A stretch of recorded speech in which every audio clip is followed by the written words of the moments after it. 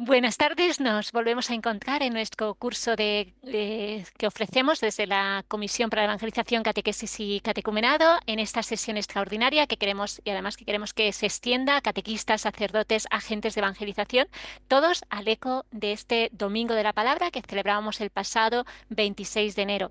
Así que vamos a estar atentos a lo que el Señor nos quiere revelar en esta jornada.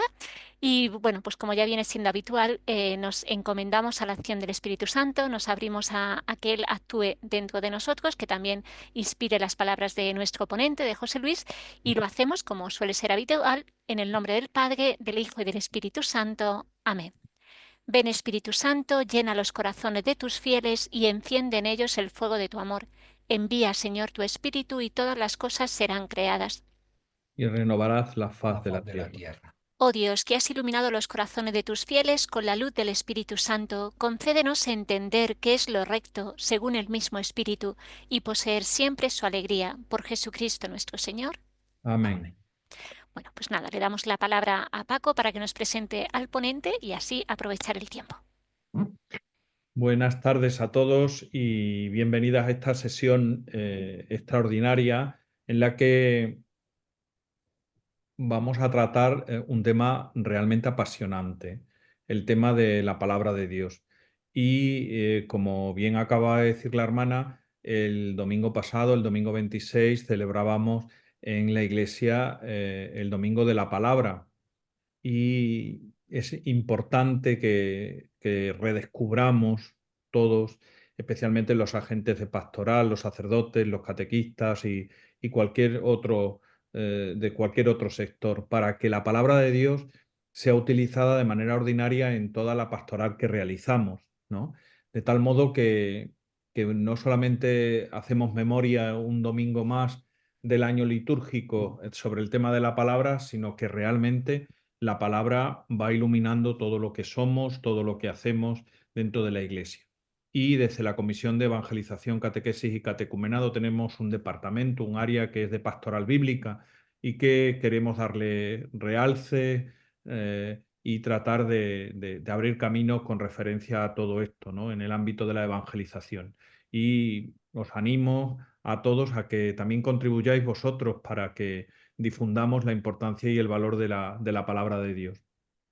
Y pues hemos querido hacer esta ponencia, esta reflexión en el día de hoy, acompañados de José Luis Álvarez, que es un biblista que realmente está a pie de calle con todo lo que el tema de la palabra de Dios y especialmente esa palabra de Dios que tiene que implementarse en toda la acción pastoral, porque él es profesor de la Escuela de Magisterio del Cardenal Cisnero de los Maristas y también trabaja en la editorial Verbo Divino que todos conocemos, ¿no? Pero sobre todo, bueno, pues es un entusiasta de la palabra de Dios y un difusor de lo que esta palabra tiene que ser para la vida cristiana.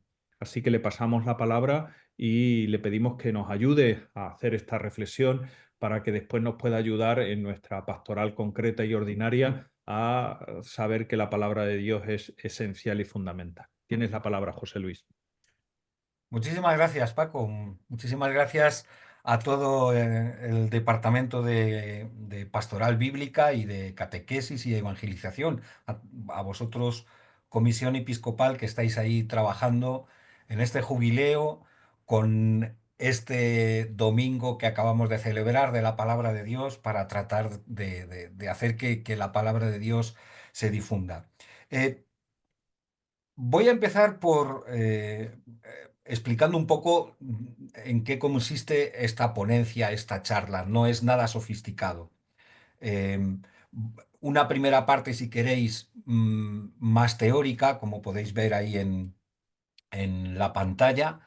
Eh, una primera parte, digamos que irá más teórica, en la que voy a ir tratando, voy a ir al menos proponiendo eh, esas famosas 6 preguntas que todos, si queremos escribir alguna noticia, si queremos hablar de algo, nos planteamos, ¿no? Las famosas 5 Vs y una H en inglés, que si la hermana nos permite, nos lo traduce rápidamente Ahí está, muy bien. Eh, a partir de esas preguntas, ¿por qué usar la Biblia? ¿Qué Biblia usar? ¿Quién tiene que usar la Biblia? ¿Cuándo usar la Biblia? ¿Dónde usar la Biblia? ¿Cómo? Se trata de hacer una pequeña reflexión justamente para esto que estabas indicando, Paco, para tomar conciencia de que la Biblia es esencial, fundamental en nuestra fe cristiana y en la vida de la Iglesia. Y habiendo hablado un poco de eso, después, digamos que lo iré concretando en 18 propuestas, me han salido, podrían salir más. Si las cumpliéramos las 18 a lo largo de este jubileo, ya estarían por bien dadas, ¿no? Una serie de propuestas, como digo, en esos ámbitos. Ojalá nos puedan ayudar y puedan ser buenas sugerencias en el ámbito personal, individual de cada uno, en el ámbito de la familia, de la casa, en el ámbito de la parroquia y en el ámbito de la diócesis. Cómo usar, qué lugar tiene que ocupar la Sagrada Escritura en todos esos lugares, en todos esos ámbitos. Así que empezamos. Os invito a este camino de reflexión y de propuestas en torno a la Sagrada Escritura. Eh, Había puesto este título, he puesto este título, La Biblia, Esperanza del Jubileo. Estamos ya en el pleno corazón de este jubileo de la esperanza y con motivo de este domingo de la palabra de Dios, creo que la escritura se puede convertir en uno de los polos, ¿no? De los libros de texto, de los manuales de peregrinación y de oración de todo este jubileo y de la vida cristiana. Mirad, empezamos por un... Todos estaremos de acuerdo en esta primera tesis, que la Biblia es una gran desconocida. Yo creo que eh, todos estamos de acuerdo en decir que no hay en la actualidad una, una relación significativa, mm, una relación satisfactoria entre la Biblia y prácticamente cualquier sector de nuestras comunidades parroquiales. Los niños, los jóvenes, los adultos, los casados, los solteros. eh, mm, la Biblia no está perfectamente presente en ninguno de esos ámbitos. Es cierto que hay Biblias, está la liturgia de la palabra en todas las celebraciones, hay algún tipo de relación siempre en las clases de religión, etcétera, pero ciertamente en nuestras comunidades parroquiales desconocemos cosas elementales de la Biblia y no mostramos esa relación directa, valiosa, significativa con la Biblia. Es decir, por poner números, me los he inventado, ¿eh? No hay ninguna estadística de esto, pero yo diría que hay un 95% de los católicos que no lee la escritura, que no la tienen en cuenta en su vida. Les echa para atrás su extensión, a veces es complicada de leer, es un poco extraña en sus vocabularios, lo que sea, pero me da la sensación, yo diría que un 95% de los católicos no maneja la Biblia en su vida cotidiana. Y luego el otro 5% en el que quiero incluir a sacerdotes, religiosos, consagrados en general, gente que está así como más implicada en su parroquia, ese otro 5% me da la sensación de que la Biblia la usa, digamos, profesionalmente, en la liturgia de las horas, por supuesto en la celebración de la misa, para preparar las homilías, para preparar algún retiro espiritual o algún tipo de celebración, pero poco más. ¿Mm? Bien, la Biblia es esa gran desconocida para nosotros los católicos. Eppur si mueve, os comento ahí, ¿no? Como decía Galileo. Y sin embargo, ahí está la Biblia. Sin embargo, ahí está y ahí tiene que estar. Haciendo un poco de historia, eh, hasta el Concilio Vaticano II, y esto nos lo pueden contar y nos lo cuentan muy bien las personas ya muy mayores, ciertamente las que tienen 70, 80 años, sacerdotes, religiosas, por supuesto laicos de parroquia.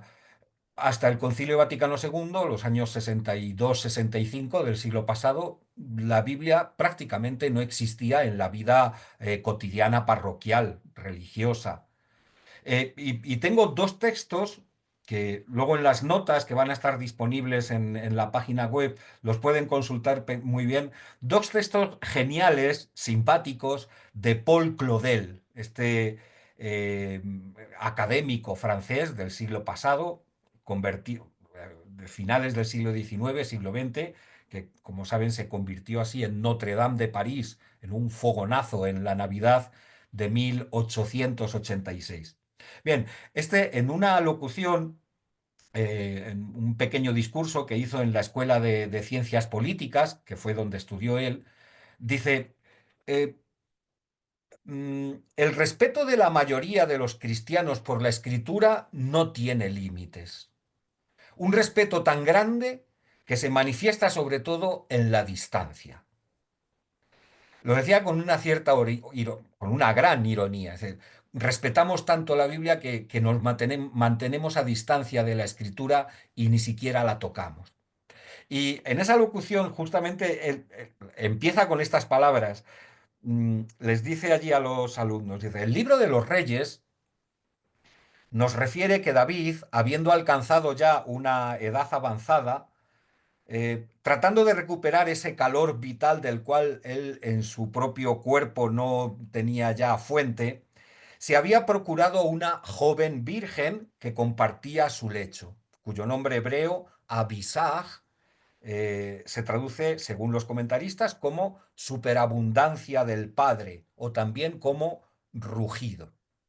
Y dice Paul Claudel, yo también, porque ya tengo años que igualan o superan en número a los que tenía el rey David, yo también me he procurado en mis días de ancianidad una doncella, una joven virgen, cuya belleza sobrepasa con mucho a la de aquella pobre Abisag y cuya juventud es incomparable, pues posee la eternidad. Me refiero a la Sagrada Escritura.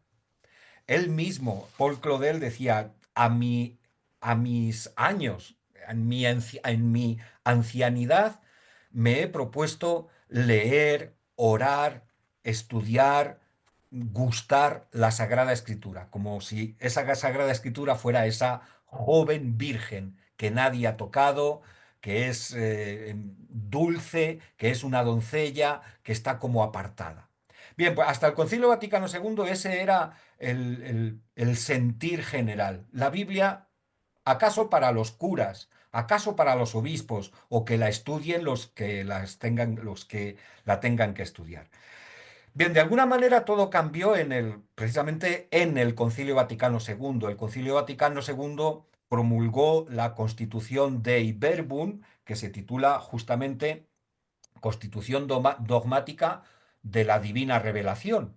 Y en esta Dei Verbum, a raíz de esta Dei Verbum, empieza lo que se empezó a llamar, ya venía de antes, pero a partir del concilio especialmente, la pastoral bíblica.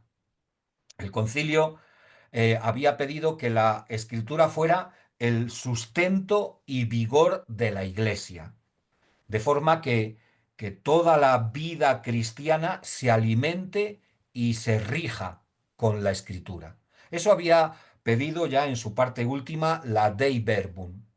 Y así empezó en los años 70, tal vez en los años 80 hubo un gran empuje, casi hasta euforia bíblica, la Biblia, la pastoral bíblica. Pero ¿qué ocurrió?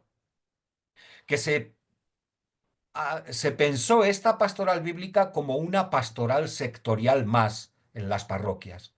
Igual que estaba la pastoral de infancia, o la pastoral de los matrimonios de los novios, o la pastoral con los ancianos, o con los enfermos, o la catequesis, o la pastoral del arte.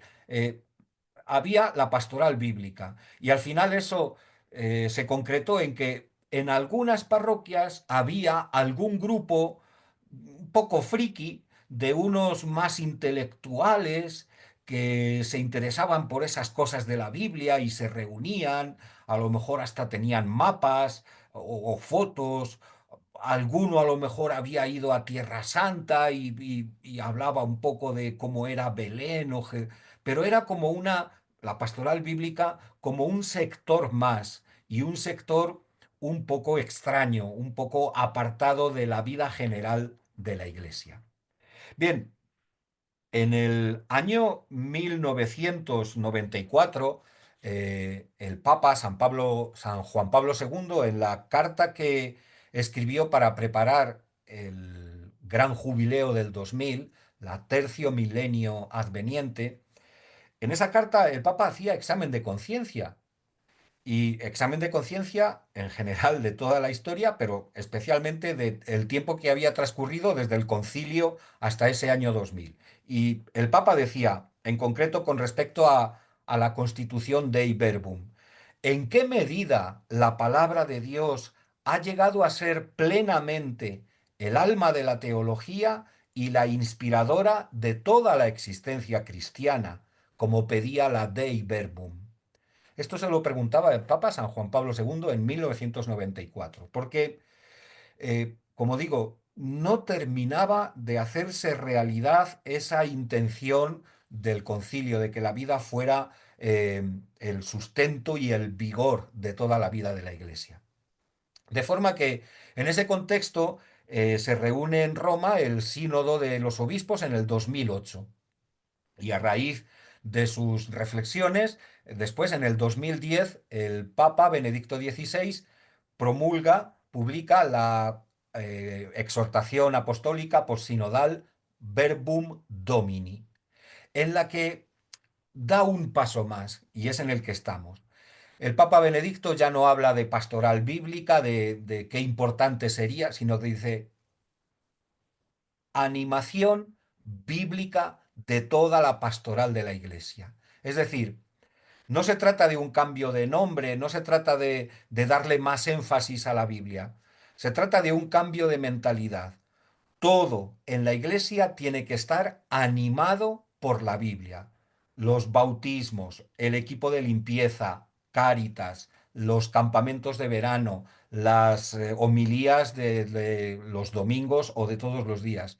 Todo en la iglesia debe estar animado. Toda la actividad pastoral de la iglesia, de las diócesis, de las parroquias, debe estar animado por la Biblia. Es decir, su alma debe ser la Biblia. Pues bien, en eso estamos y esa es en la actualidad nuestra tarea. Como les decía, les voy a ir planteando de una manera sencillita. Vamos a ir viendo esas 5 preguntas, por qué, cómo, quién, cuándo, etcétera, para ir aterrizando. Sabemos que es muy importante, nos lo vamos a plantear precisamente con esta pregunta y después entonces vamos a ir aterrizando. La primera pregunta que les planteo y en la que podemos pensar es ¿por qué usar la Biblia en la iglesia? Tampoco lo dijo Jesús, que tuviéramos que estar leyendo la Biblia todos los días. No está escrito en ningún sitio, al menos así de manera dogmáticamente. ¿Por qué usar la Biblia en la iglesia? Por muchas razones.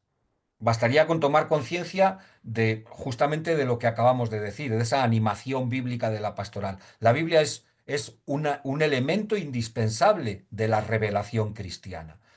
Es una parte, no es toda la revelación. Está también la tradición oral, la tradición de la Iglesia. Pero la Biblia es un elemento indispensable. Dios nos ha hablado, entre otros modos, por la Sagrada Escritura.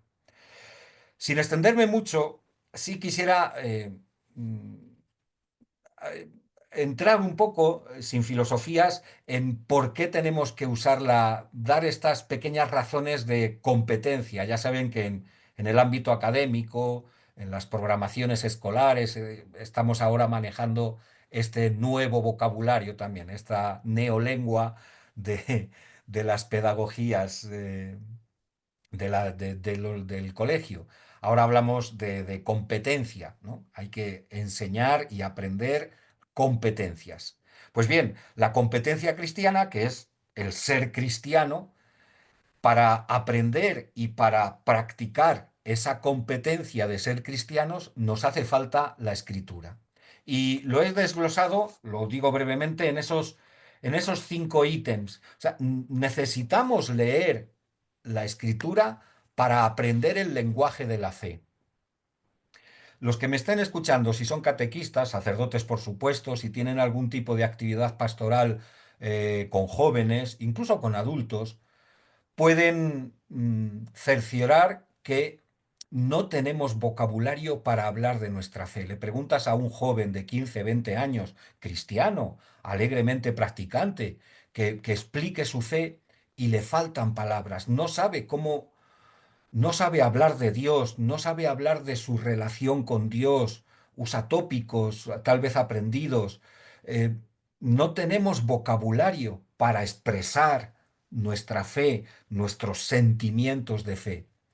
Necesitamos, como creyentes, aprender y adquirir ese vocabulario que nos permita narrar, contar nuestra propia experiencia de fe, nuestra espiritualidad, lo que sentimos en nuestro interior cuando creemos, cuando nos enfrentamos al gozo de experimentar a Dios, a las incertidumbres de nuestra vida y las vemos desde la fe. No manejamos bien el vocabulario.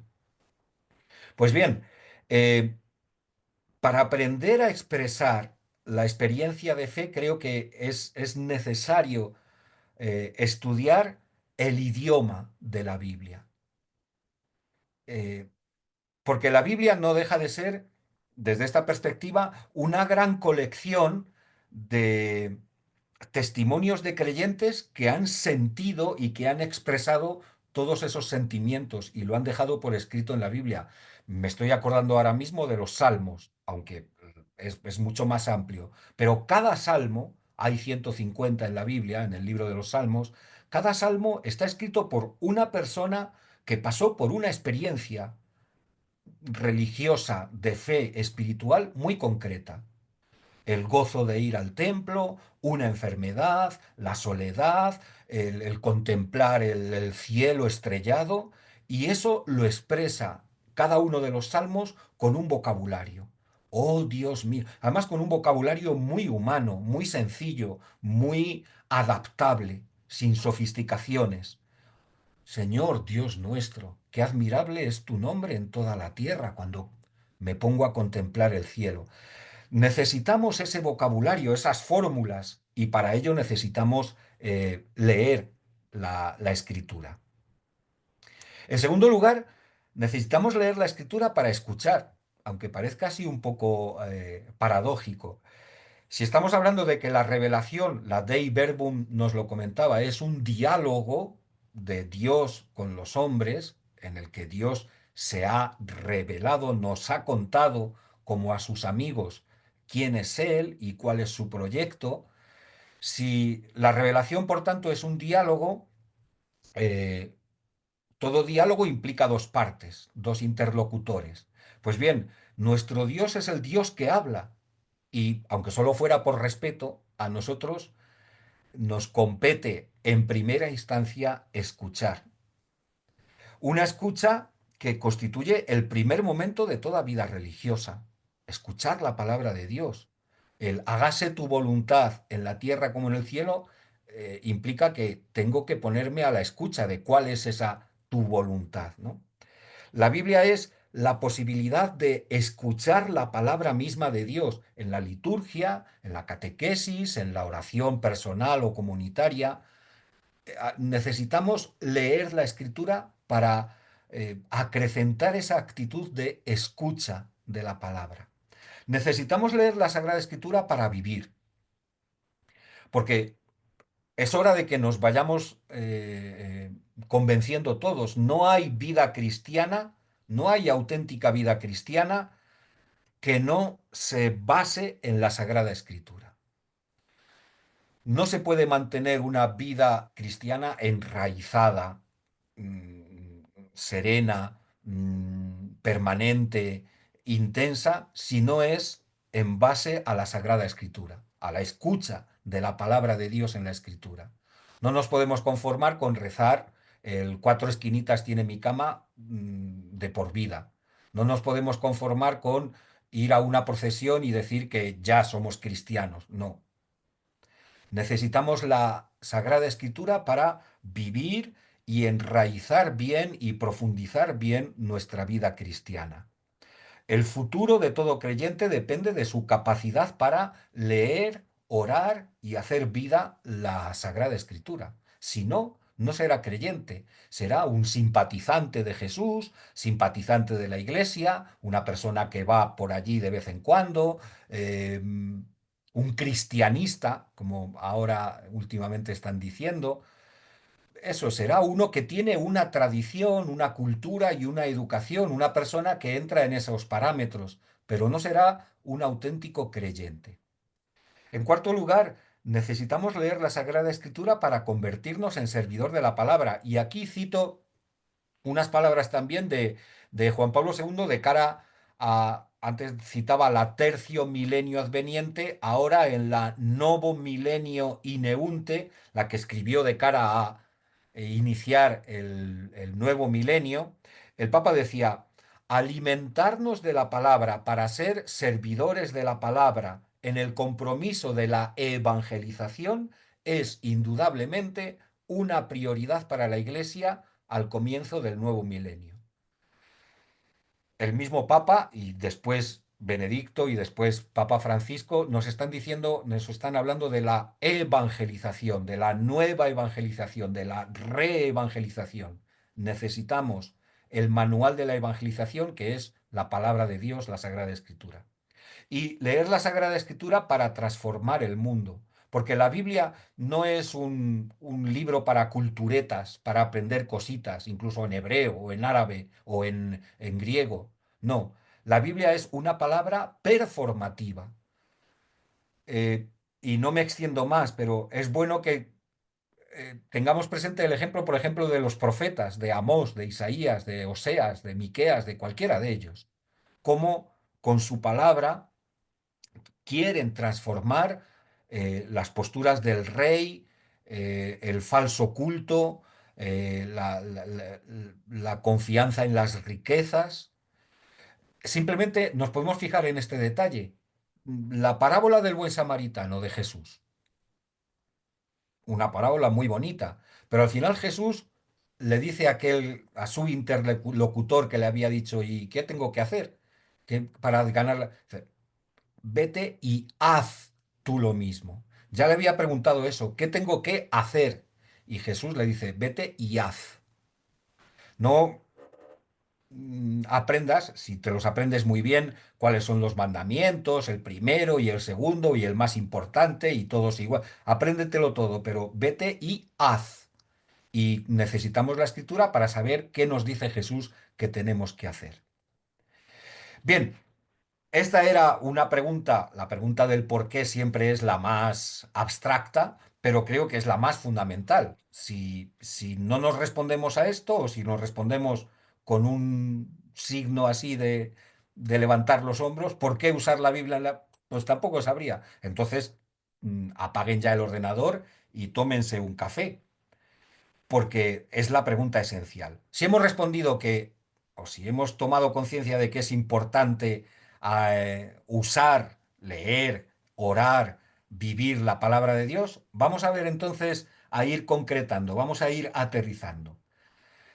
¿Qué Biblia es la segunda pregunta? Que esta es muy fácil. ¿Qué Biblia usar? Después en las propuestas incluso lo haremos un poco más concreto, pero evidentemente tenemos que usar una Biblia que tenga la traducción íntegra de los 73 libros bíblicos, tal como los entiende la Iglesia Católica. Las iglesias protestantes utilizan una Biblia que no tiene los 73 porque por las cuestiones del canon admitido por ellos, etcétera, tienen algunos menos. Se privan de leer, por ejemplo, el libro de Tobías o los libros de los Macabeos, o el libro del Eclesiástico, el libro de sabiduría, que son unas delicias de libros, ¿no? Una traducción íntegra de todos los libros, de todos los textos de todos los libros, de esos 73. Una Biblia que debería tener introducciones, notas, explicaciones más amplias o menos amplias, más teológicas o más pastorales, pero en todo caso que tenga algún tipo de indicación.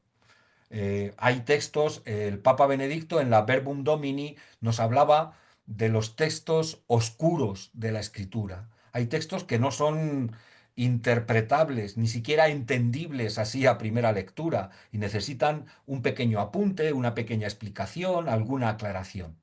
Y en tercer lugar, va un poco con la lógica, una Biblia que tenga la aprobación de una autoridad de la Iglesia, un obispo, la conferencia episcopal, un obispo de España o de Hispanoamérica, un obispo inglés, francés, de Australia, pero un obispo de la Iglesia Católica, en comunión con el Papa, evidentemente.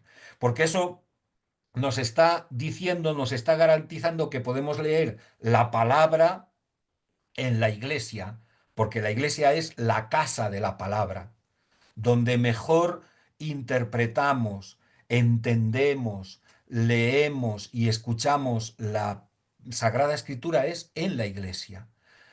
Lo puedo hacer también en mi habitación de mi casa o en el cole, pero donde mejor me llega la palabra de Dios es en la iglesia, no me refiero exclusivamente al templo de las paredes, sino en la comunidad de la que es la iglesia.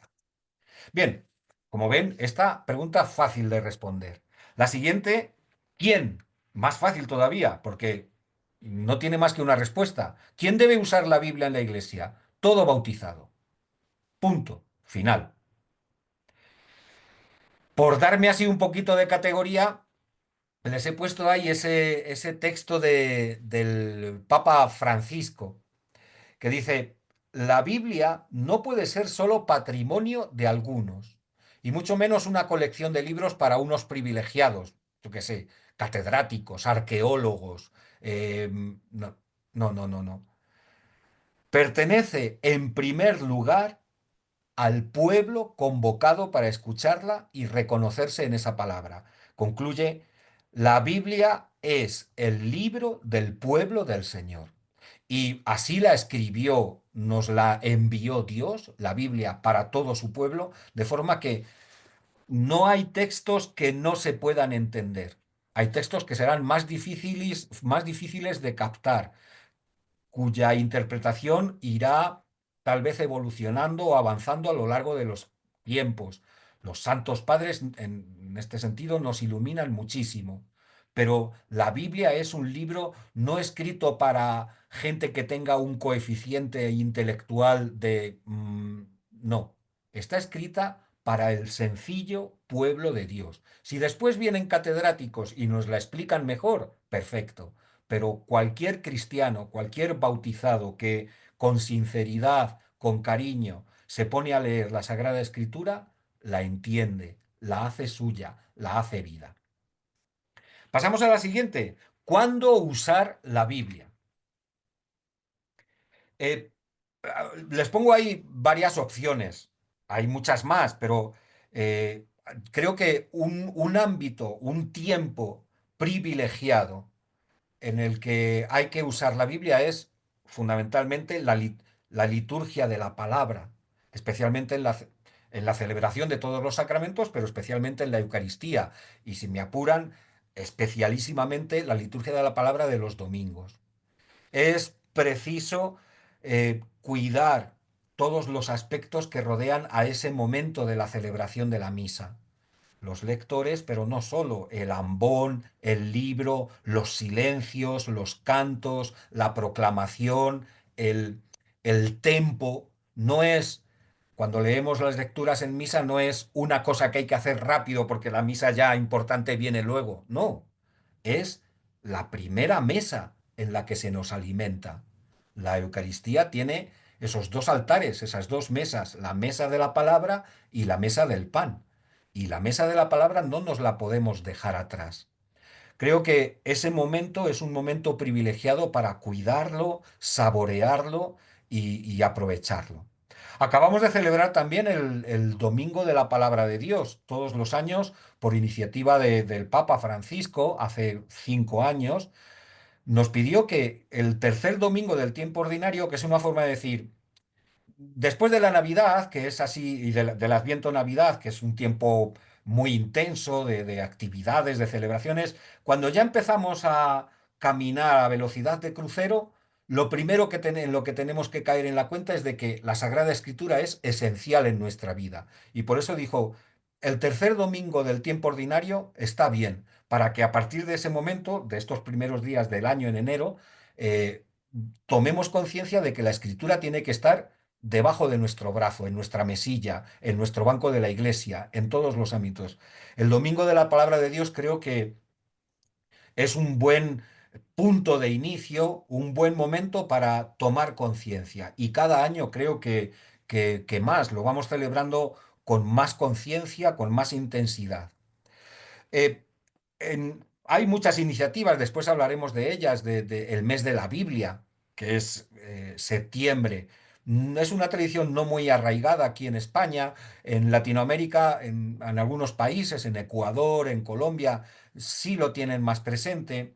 El mes de la Biblia, que consiste que en el mes de septiembre cada uno de los días se lea un pequeño texto o se haga una especial lectura de un salmo cada día o de una frase de San Pablo. En fin, cada año se puede coger, pero puede ser una buena iniciativa también para tomar igualmente conciencia durante un mes de las riquezas que tiene la escritura. Porque al final, dicho sea entre paréntesis, se trata de eso. No es que tenemos que leer la escritura, es que nos viene muy bien enriquecernos con los tesoros de la escritura. En cuarto lugar, les hablaba de la liturgia de la misa, de la liturgia de la palabra en la misa, de, el domingo de la palabra. Creo que podemos ir pensando en sacar la Biblia de los espacios eclesiales y litúrgicos. Es decir, me refiero a actividades con los chavales de las catequesis o en los colegios religiosos, la familia, visitar museos, visitar el Museo del Prado monográficamente desde el punto de vista de la Biblia. Y eso son ya muchas visitas, porque puedo ir a ver cómo está representado Jesús en todos los cuadros en los que aparece Jesús en el Museo del Prado, o cómo está representada la Virgen María, o qué escenas del Pentateuco se aparecen en los cuadros del Museo del Prado o de cualquier otro museo de Barcelona, museos diocesanos que hay muchísimos, en una catedral. Eh, Creo que eso es muy interesante, muy educativo y a la vez nos va diciendo cómo los cristianos han leído la escritura, los cristianos artistas. ¿Por qué no pensar en un campamento? Muchas parroquias lo organizan para el verano, en un campamento con matriz bíblica, personajes bíblicos, niños de la Biblia, jóvenes de la Biblia, la vocación en la Biblia, etcétera. ¿Por qué no pensar en hacer una lectura monográfica, por ejemplo, en primavera leer el canto cuando empiezan en marzo o en el mes de mayo, cuando está la primavera, leer el Cantar de los Cantares o leernos cada día, nada más levantarnos o al acostarnos, un proverbio, una línea del libro de los proverbios, que es una sabiduría popular que nos va orientando en los valores de Dios en la vida cotidiana. En fin, sacar la Biblia de esos espacios. Tiene que estar en la misa, en las celebraciones, pero sacarla también. Y por supuesto, tendríamos que empezar a plantearnos rutinas personales y grupales. Es decir, leer un poquito cada día o que mi oración fuera bíblica al principio del día o al final del día, leer un salmo, leer una parábola de Jesús, en nuestras reuniones eclesiales de todo tipo, desde las reuniones en la conferencia episcopal hasta las reuniones con los niños de catequesis de primera comunión o con unos papás que vienen a bautizar, acostumbrarnos a empezar esa reunión o acabarla leyendo un trocito de una carta de San Pablo, de los evangelios. Es decir, que la Biblia se vaya haciendo como algo cotidiano, normalizado en nuestro itinerario cristiano. La siguiente pregunta también es fácil. ¿Dónde usar la Biblia? Más o menos lo hemos sugerido ya ahí, pero y insisto en lo mismo. Deberíamos insistir en el cuidado y el respeto de esa mesa de la palabra en nuestras capillas, en nuestros templos, en nuestras celebraciones. Eh, pero por otro lado, sería interesante que en nuestros templos, en nuestros lugares de celebración y de oración, estuvieran disponibles algunas Biblias con letra grande allí en una estantería, en un pequeño armario, para que o las Biblias o el Evangelio, para que los que se entren en la iglesia a orar, pues tengan allí un pequeño subsidio para decir, ah, voy a abrir un salmo, lo leo en esta pequeña visita que he hecho durante 5 minutos y leo este salmo y me voy. En vez de estar allí mirando la cúpula y a ver si han encendido las luces, pues leo un salmo. Para evitar el fastidio de los hurtos, sí, muchos curas dirán, es que ponemos Biblias pero se las llevan. No, no puede ser tampoco hurto. Puede ser que alguien esté muy interesado en la lectura de la Biblia y se la haya llevado a su casa. Pero podemos pensar, hoy tenemos todas las facilidades en folletos, hojas, pasquines, tarjetas, pegatinas, todo lo que sea, dejarlo allí en la mesa o al alcance durante un mes que todos puedan leer el mismo salmo, etcétera. La creatividad en ese sentido es mucha, siempre con ese objetivo de fondo, que la palabra de Dios esté presente en la vida, en todos los momentos de la vida cotidiana. En las casas, después también les volveré a hacer referencia, en algunas casas muchas familias tienen lo que llaman el altar de...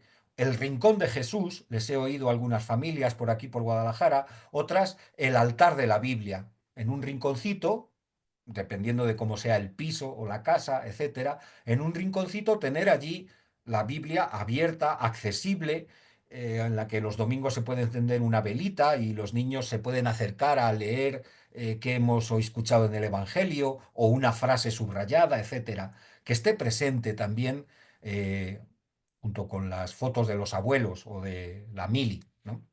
El altar de la Biblia.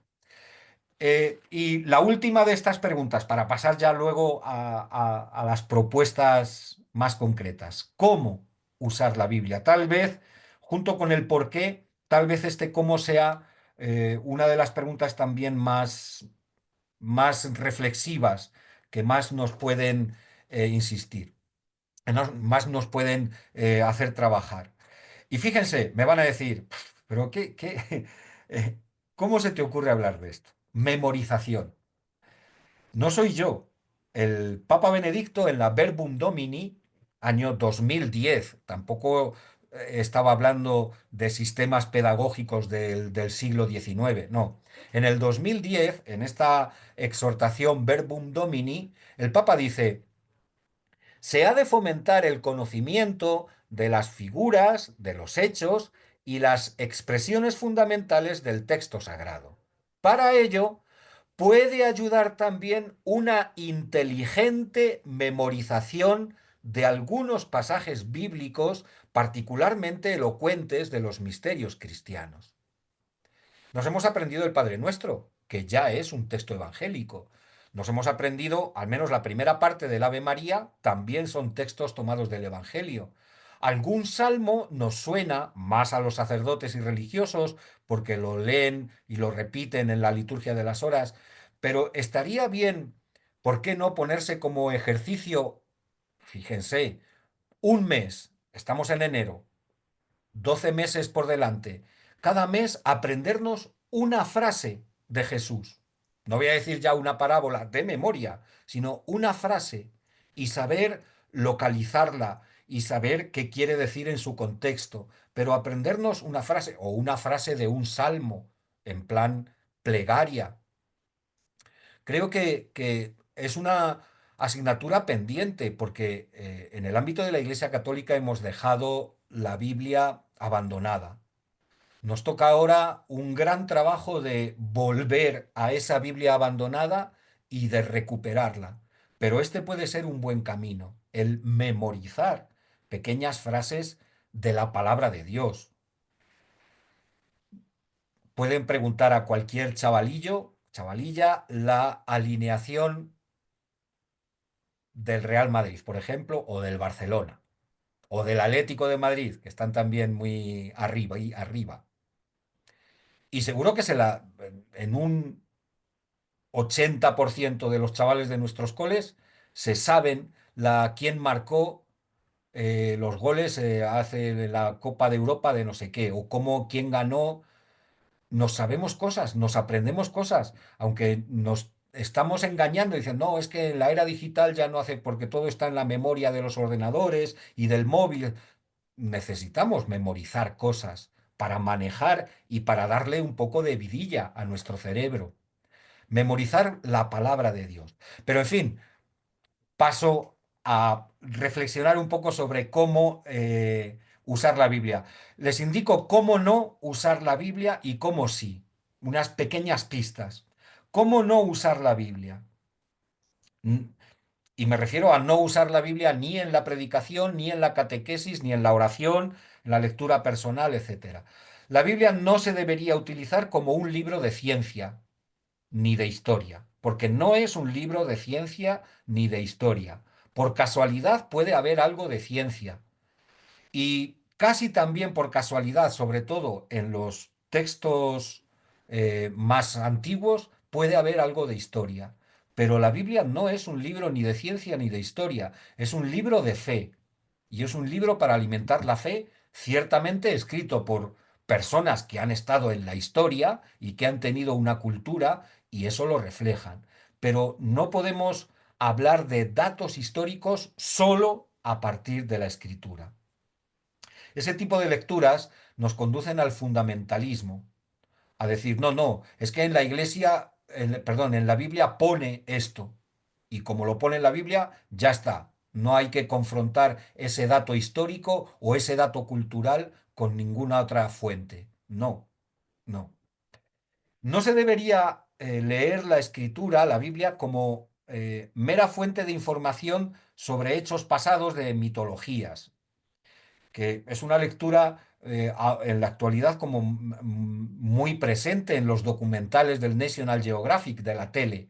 Sí, bueno, la Biblia habla del arca de Noé, pero es que claro, tampoco, porque los sumerios ya decían, y entonces, como la Biblia también nos cuenta patrañas, pues la Biblia es un libro de patrañas. No, es que la Biblia no trata de contarnos si hubo un diluvio hace 5.000 años o antes de Cristo o en el Neolítico. No, la Biblia, si nos habla de lo del diluvio de Noé, tiene otra finalidad. No nos habla de que llovió mucho en aquella época.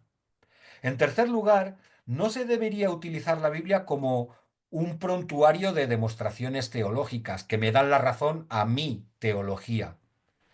Yo digo algo de teología y digo, y veis, Dios lo dice también en su Biblia, por eso me da a mí la razón. No.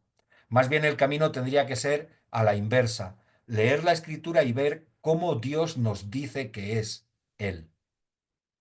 La Biblia no se debería leer como un florilegio de buenos ejemplos o como un formulario de formulitas rápidas de tipo ético. Es decir, no, es que la Biblia dice, no hagas esto. Pues ya está, lo hago. No, no, no matarás.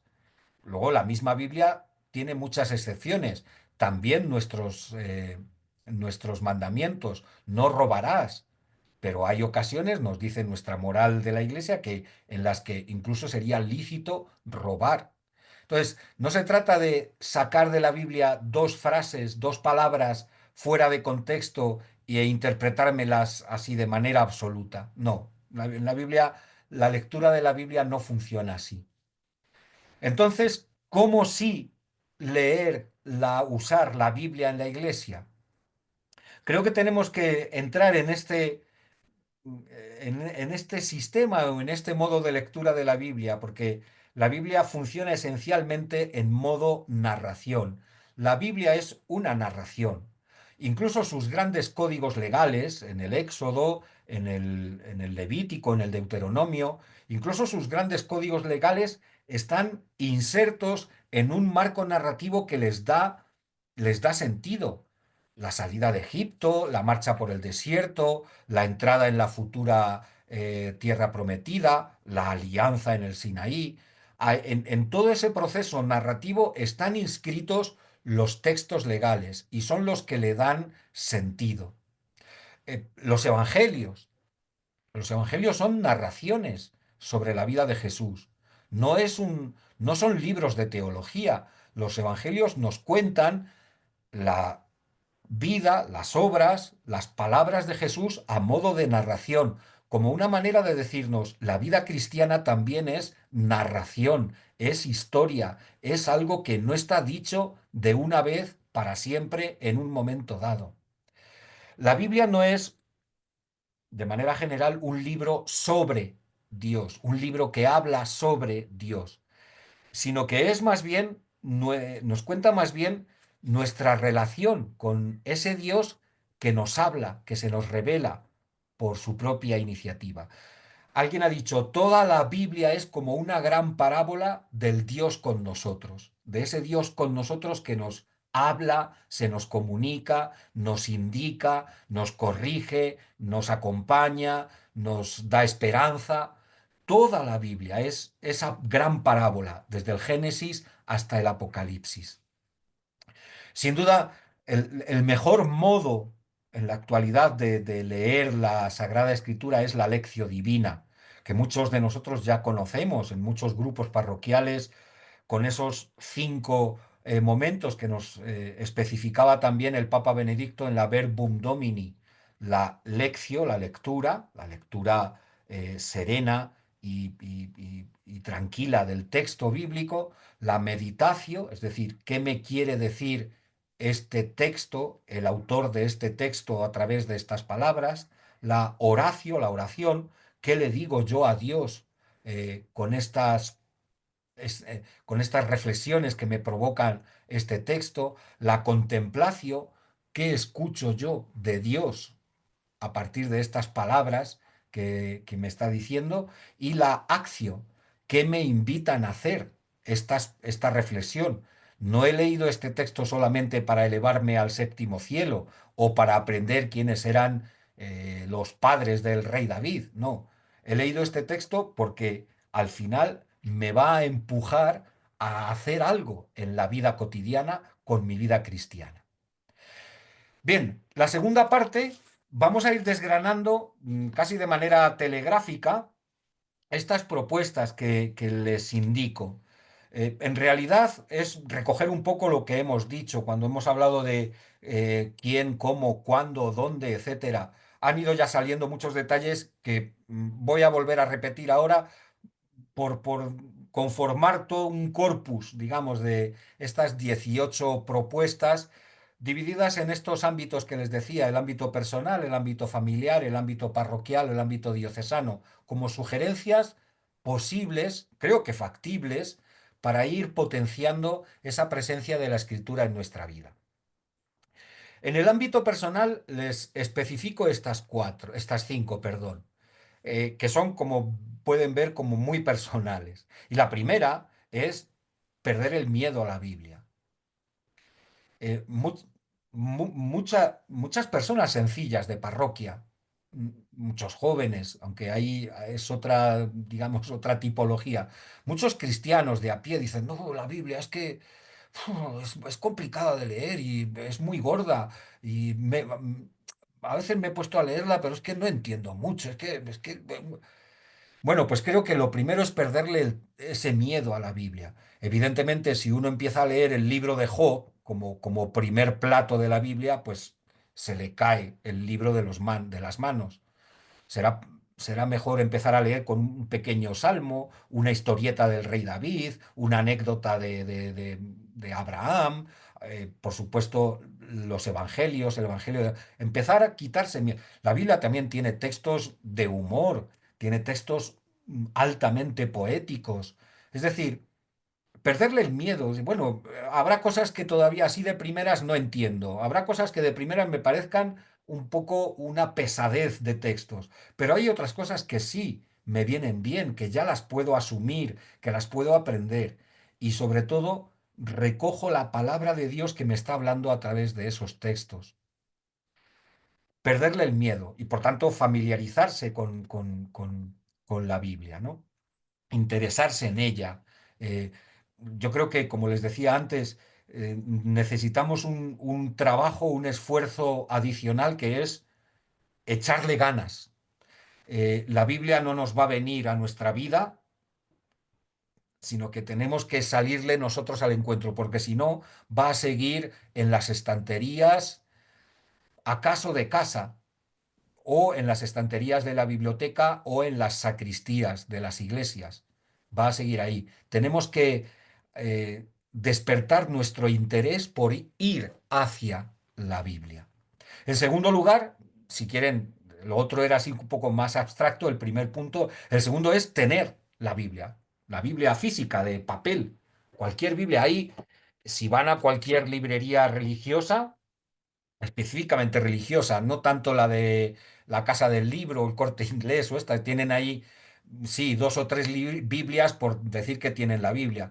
Creo que en alguna librería más específicamente religiosa, cualquier Biblia, hay infinidad de formatos con letra grande, con letra pequeña, para edición para niños, edición para adultos, con notas más amplias, con notas menos amplias, con la pasta más bonita o menos bonita. En fin, hay 50.000 formatos, traducciones y versiones, aprobadas siempre por la Iglesia, que cada uno coja la que más le pueda ver que le viene bien a su vida. Es importante, lo hemos indicado antes, que sea una edición católica, evidentemente, pero sobre todo, casi más importante, aunque siendo eso importante, es importante que se pueda leer, que no le tenga la letra pequeñita, que se pueda manejar bien, que no sea un tomo de medio metro con no, una Biblia que tenga, como les decía, introducciones, notas, explicaciones, índices que me ayuden a darle un poquito de juego a la Biblia, etcétera. Tener una Biblia. Eh, Decía antes don Francisco que yo trabajo en la editorial Verbo Divino, y en la editorial es una editorial que se dedica a publicar cosas específicamente del mundo de la Biblia, una editorial católica que tienen la congregación del Verbo Divino. En la editorial solemos decir que la Biblia se regala. Luego, un libro sobre la Biblia, un estudio teológico, exegético de no sé qué, vale, son libros que hay que comprar. Pero la Biblia sería para regalarla. En la primera comunión, en un regalo de cumpleaños, en la confirmación, en una boda. Regalar la vida, como regalar la Biblia, perdón, como un signo de decir, mira, te ofrezco, toma esta Biblia, y regalamos una Biblia bonita, útil, no bonita en el sentido de que adorne muy bien el salón, sino te regalo una Biblia para que la puedas leer. En tercer lugar, creo que desde el punto de vista personal también ha salido antes. eh, eh, y va un poco con el tener. Me regalan una Biblia, compro una Biblia no para ponerla en la estantería, sino para manejarla, para familiarizarme con ella. Y por eso, pues tengo que abrirla a ver cómo es el índice, por dónde, cómo son las hojas, este papel típico de la Biblia, etcétera. Tener la Biblia para subrayarla. Si observan estas pantallas que van apareciendo del PowerPoint, las imágenes, son imágenes reales. Es verdad que están recogidas de Google Imágenes, de Internet, pero son imágenes de personas que han decorado su Biblia, que han customizado su Biblia. Como ven ahí, Dios es el camino y la verdad, Jesús es el camino, la verdad y la vida, pues se han dedicado a decorar con ese camino de piedras esa página de su Biblia. No hay ninguna Biblia en el mundo como esa, de esa persona. Se trata de eso, de tener mi Biblia para poder subrayarla, poder hacer anotaciones. Este texto no lo entiendo, rodear una palabra que no sé lo que significa y tengo que consultarla, etcétera. Hacer que esa Biblia que me he comprado, que me han regalado, sea mi Biblia, que la pueda manejar, que la sienta como mía, tenerla en la mesilla de noche. Como dice el Papa, llevarla en el bolsillo, llevarla en el móvil. Tenemos infinidad de versiones también digitales de la Biblia. O, como digo, el Papa no solamente dice llevarla en el móvil, sino llevarla como el móvil. Dice Francisco en una alocución de un domingo ya hace años, decía, ¿por qué no podemos llevar la Biblia como llevamos el móvil? Seguramente la Biblia a lo mejor no, pero sí los evangelios. Fíjense que llevamos el móvil y no nos lo dejamos en ningún sitio. Y lo llevamos 24 horas al día encima de nosotros, en el bolsillo, en la cartera, en el coche, en casa. Lo tenemos siempre. ¿Y por qué no podemos llevar un librito de los evangelios que ocupa la mitad del móvil en el bolsillo, en el bolso, en la cartera? Y si voy en el metro, saco allí, abro y leo una paginita. ¿Mm? Manejar la Biblia. En cuarto lugar, un plan de lectura. La tenemos, nos la han regalado, la hemos comprado, nos hemos familiarizado, vamos a leerla. Y lo bueno sería proponerse un plan personal de lectura bíblica, de lectura de la Biblia, que puede ser, como digo, personal o tal vez mejor en grupo, o al menos comprometido con un grupo. Vamos a leer entre todos. Es verdad que la lectura la hace cada uno, en casa puede ser, o tal vez también en el grupo, pero es el grupo, porque la Biblia se lee en la iglesia, es el grupo el que me va a iluminar en muchas cosas que yo tal vez no he entendido o que no se me han ocurrido interpretar y que otra persona desde su experiencia religiosa sí me puede sugerir. Y por supuesto, si es un grupo parroquial, un grupo, digamos, de lectura de la Biblia, pues ahí podemos leer la Biblia en un clima de oración, de compartir la fe, de sinodalidad con los sacerdotes, con los consagrados que haya en esa comunidad, etcétera. Pero en todo caso, un plan de lectura. Hay que evitar, y más de uno de los que me estén escuchando me entenderá, hay que evitar siempre esa lectura de atracón, de decir, vale, ya está, 2025, jubileo. ¿Nos están hablando de la Biblia? Mañana mismo me pongo a leer la Biblia. Empiezo desde la página 1, Génesis 1. En el principio creó Dios los cielos y la tierra. Y me pongo a leer, pim, pam, y seguro que en todo el año me la acabo toda la Biblia con la última palabra del Apocalipsis. Amén, en algunos manuscritos. No funciona. Dudo que alguien haya hecho ese ejercicio de leerse toda la Biblia completa de manera seguida, desde la primera página hasta la última. Lo dudo, porque, se lo digo ya, es intragable, es insufrible. Empiezas bien, sí, con el Génesis. Adán y Eva, eh, la historia de Noé, la Torre de Babel, Abraham, Isaac, Jacob, empieza el Éxodo, los esclavos en Egipto, todo lo que ocurrió allí, etcétera. Ya empieza el Éxodo diciendo, y les dirás a los israelitas esto, Dios a Moisés, códigos legales, 3, 4, 5 capítulos. Y si a uno se le cae un burro en el agujero de no sé qué, que haga esto. Y si no se le cae el burro, que se le cae el buey, que haga lo otro. Y tal. Dice, bueno, esto lo voy a pasar. Pero claro, luego viene el libro del Levítico, que es todo él casi un código de leyes para los levitas, los sacerdotes.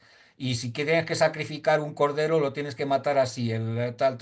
Bueno, pues eso lo pasa. Pero luego viene el libro de Números, que como su propio nombre indica, tiene historietas, pero está cargado de números, de censos.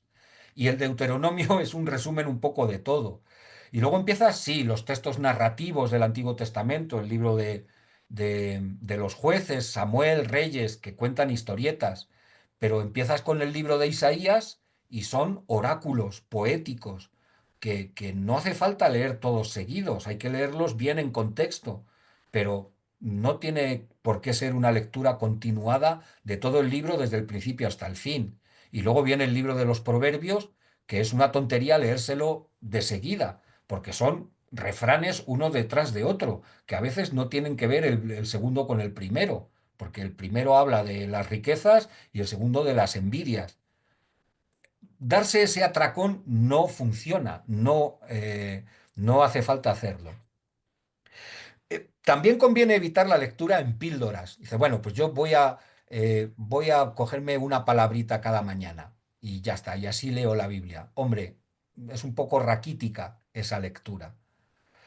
Creo que se puede empezar por hacer sugerencias, ¿no? Se puede empezar por uno de los evangelios y leerlo completamente. Hay otra premisa, y es que creo que ya ningún cristiano medianamente practicante de su vida de fe se puede conformar con la Biblia que leemos en misa. En misa, casi me atrevería a decir que se nos dan pildoritas, y está bien, leemos 3 lecturas cada domingo, que ya es bastante, pero a veces son lecturas un poco descontextualizadas, que como no haya una buena munición o la homilía, en la homilía el sacerdote haga un gran ejercicio de malabarismo para explicarnos en 10 minutos cuáles son los contextos literarios, teológicos, históricos de las 3 lecturas, nos quedamos ahí con un trocito de la segunda carta a los Corintios, 8 versículos, que no sabemos de dónde vienen ni a dónde van. Los evangelios más o menos los tenemos más controlados y con igual un oráculo del profeta Jeremías que le está hablando al rey no sé quién sobre no sé qué temas. Y entonces no me entero. No nos podemos conformar con esas pildoritas de la liturgia de la palabra de los domingos. Tenemos que hacernos un plan y podría ser durante este mes de enero, leer, ahora que acabamos de celebrar el octavario de la unidad de los cristianos, hemos terminado de celebrar la fiesta de la conversión de San Pablo, pues leer una carta de San Pablo en este mes de enero, de las cortitas, Filipenses, y leo la carta entera y me entero un poco de cuál es la relación de San Pablo con los filipenses, de qué les habla, y pongo en contexto otras frases que a lo mejor me sabía yo, me sonaban un poco de memoria, pero no sabía localizar. Empezar a leer por completo el Evangelio de San Marcos, que es el más cortito. eh, de ahí se puede pasar a libros narrativos del Antiguo Testamento, el Génesis o el libro de Samuel, el libro de los Hechos de los Apóstoles, lo leemos en la liturgia en el tiempo de Pascua, pero estaría bien hacer una lección, una lectura continuada en un día, en 2 días, para saber cuál es toda la trama completada del libro de los Hechos de los Apóstoles. Leernos en febrero el libro de Ruth, que son 4 capítulos en una tarde, en media tarde, nos lo leemos y podemos coger muy bien cuál es toda la historia integral de Ruth. Incluso nos lo podemos leer hasta 2 o 3 veces en 2 o 3 semanas y captar matices, vocabularios que en una primera lectura a lo mejor no me salen. Los salmos, plantearnos durante el verano o durante el curso a leer cada mañana un salmo. A veces son muy cortitos, otros son más largos.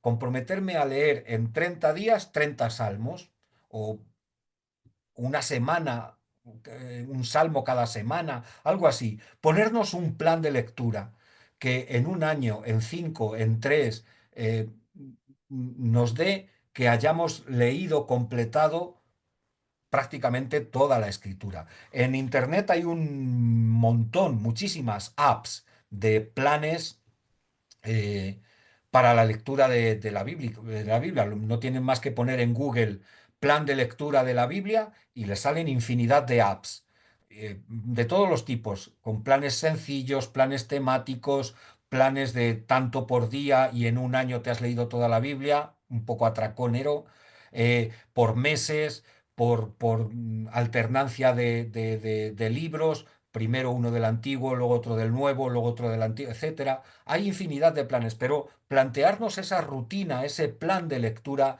personal. Y en quinto lugar, hago esta propuesta que es eh, mantener siempre permanentes estas 2 actitudes. Perder la fe en el cine. Olvidar todo lo que sabemos del cine, de los 10 mandamientos de Charlton Heston, del Príncipe de Egipto de Disney, olvidar todo eso y centrarnos en la palabra de Dios, en los evangelios. Hay infinidad de películas que nos presentan la vida de Jesús, o su pasión, o los días de Navidad. Bien, no dejan de ser la interpretación de un artista, un director y unos actores que en ciertos casos incluso se confiesan no creyentes, pero sí atraídos por el personaje, Jesús, y que nos proponen esa visión suya de la Biblia. Lo mejor es ir a la Biblia, que es la verdadera palabra de Dios. Y una segunda actitud es la paciencia. La Biblia es larga, es compleja en algunos sitios, en otros sitios es más sencilla. eh, es un texto escrito, en el mejor de los casos, hace 2000 años, en otra cultura y en otro esquema mental muy diferente al nuestro, y nos cuesta comprenderla, terminar de leerla. Por tanto, paciencia, tranquilidad. No he entendido esto. No te preocupes. Reléelo dentro de un mes. Consúltalo con un grupo de lectura. Pídele una opinión o una reflexión a un profe, a un sacerdote, a un religioso, una religiosa que te ilumine. Busca, que seguramente hay algún comentario, algún libro que habla sobre eso. No te preocupes, paciencia, que verás cómo al final la luz de la fe termina de iluminar ese texto. Bien, eso en el ámbito familiar, en el ámbito, perdón, en el ámbito José personal. Luis, José Luis, perdona, tenemos que agilizar ya un Venga, sí, poco vamos porque con ello. estamos fuera de tiempo, ¿vale? En el ámbito familiar tenemos cuatro propuestas que, como les decía, ya han salido. Les insisto en que todo empieza por los padres en casa y la Biblia debería ser manejada y los hijos deberían verles a los padres manejar, leer, consultar la Biblia. En segundo lugar, les vuelvo a repetir esa sugerencia por si a alguien le puede venir bien, esa sugerencia del rincón o del altar de la Biblia. En tercer lugar, leer el Evangelio del domingo, o bien del domingo pasado o bien del que viene, leerlo un día en casa, en la comida, y en 2 minutos decir, "¿Y qué te parece esta palabra o esto que ha dicho Jesús?". Algo, hacerlo vidilla en casa. Y en cuarto lugar, mantener muy viva esa alianza entre la familia y la parroquia. Más que alianza, casi diría complicidad. Que las actividades de la parroquia se prolonguen en casa y que en casa se hagan sugerencias para hacerlas en la parroquia. Precisamente el tercer ámbito es el de la parroquia, tal vez es el que más movimiento puede dar, pero que también son cuestiones que ya han ido saliendo. Insistir en la parroquia en esa animación bíblica de toda la pastoral. Todas las actividades de la parroquia deberían estar animadas por la Biblia. Cuidar la liturgia de la palabra con todos los detalles. Precisamente para el Domingo de la Palabra de Dios se publicó un subsidio litúrgico pastoral con muchas indicaciones, con muchas sugerencias. Insistir en la parroquia en la formación de los lectores, no solamente desde el punto de vista técnico, que lean bien, que se les oiga bien, sino también que lean, los clásicos dirían, con unción, que lean con sentido de fe esa palabra. Al final el lector es una persona que está sirviendo el pan de la palabra a sus hermanos. En cuarto lugar, también han salido la celebración de la Semana Bíblica Parroquial o del Mes de la Biblia. Hay igualmente muchísimos materiales ya muy bien preparados para cada una de estas tipos de celebraciones. La misma parroquia podía ofrecer un plan de formación bíblica para los grupos, para los individuos, para cada las personas. Y las peregrinaciones a Tierra Santa. Yo tengo experiencia de haber acompañado a grupos y aparte de que es una gran experiencia inolvidable de fe allí en Tierra Santa, en los lugares santos, es también un motivo de que mucha gente al volver diga, no tenía ni idea de la Biblia, tengo que ponerme con la Biblia, tengo que ponerme a leer la Biblia. Y luego, por supuesto, los grupos bíblicos de cualquier tipo, desde el nivel más básico. Yo en alguna parroquia he oído que hacen lectura simple de la Biblia. Y digo, ¿y esto qué es? Dice, no, mira, nos juntamos, nos hacemos un programa por el curso, por cada mes. Pues este mes vamos a leernos todos el Evangelio de San Lucas y nos reunimos dentro de un mes y compartimos lo que nos ha ocurrido, sin estudios teológicos ni exegéticos, cada uno siempre, muchas veces con la presencia de un sacerdote, de algún pero pues decimos, a mí me ha gustado esto, o esto no me gusta, estas palabras de Jesús no las entiendo, y a mí me ha encantado esto, ¿no? Pero ya se fuerzan a ir leyendo en grupo la escritura. Y en cuarto lugar, el ámbito diocesano. Solamente dos, porque aquí eh, digamos que excedemos nuestras competencias, pero yo creo que todas las diócesis deberían insistir, pequeñas o grandes, en poner en marcha esa iniciativa de instituir el ministerio laical de lector, que no se trata solamente de formar técnicamente a lectores. La Conferencia Episcopal publicó hace 2 o 3 años unas orientaciones muy complejas, tal vez excesivamente complejas, de formación para los tres ministerios que tenemos en la actualidad, laicales: el lector, el acólito y el catequista. Entonces se trata de que exista este grupo que se encarga en la parroquia o en la diócesis no solamente de leer bien, sino de que la Biblia esté presente de esa animación bíblica de la pastoral.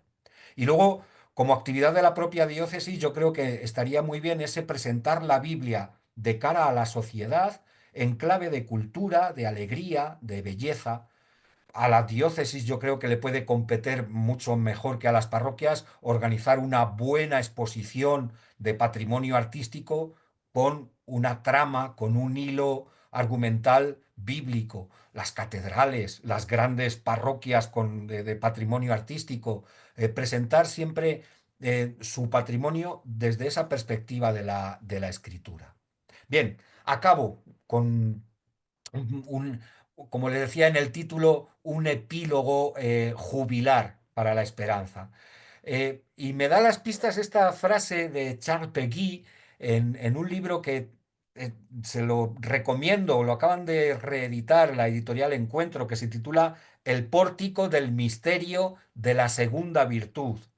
Y es un libro que va sobre la esperanza, como una gran reflexión oracional de este Charles Peguy. En las primeras páginas de ese libro dice, pone en boca de Dios este parrafillo: la fe de los hombres no me sorprende, dice Dios. No creer sería imposible. La caridad entre los hombres no me sorprende, no amar sería imposible. Y dice Dios, de lo que sí me admiro es de la esperanza de los hombres, porque esperar es lo difícil. Es una reflexión muy interesante, muy, muy sugestiva. Al hilo de esa reflexión, yo pensaba estos días, mira, a lo mejor no sé si en tiempos de Peggy tal vez podría ser. Hoy sabemos que hay muchas personas que viven sin fe y dicen que pueden vivir sin fe. No lo tengo yo tan claro, pero bueno, parece que hoy vivir sin fe es factible para muchos. Vivir sin amor, incluso, hay mucha gente que incluso lo dice. No, no. Yo he tenido varios fracasos de sentimiento. Yo ahora ya de amor nada, yo no, yo soltero. Me voy a casar con mi gato, me caso con mi lámpara, me aprovecho y me voy de viaje, pero yo el amor nada. Vivir sin amor dicen que lo soportan. Pero vivir sin esperanza es imposible. Sería para pegarse un tiro en el momento en el que uno deja de percibir que tiene una pequeña o una gran esperanza. Pues bien, ojalá en este jubileo de la esperanza, de peregrinos de la esperanza, la Biblia sea una de esas esperanzas del jubileo. Ojalá en este jubileo pongamos el punto de inicio de empezar a leer, a recuperar la Biblia para nuestra vida en las parroquias y en la iglesia. Muchísimas gracias.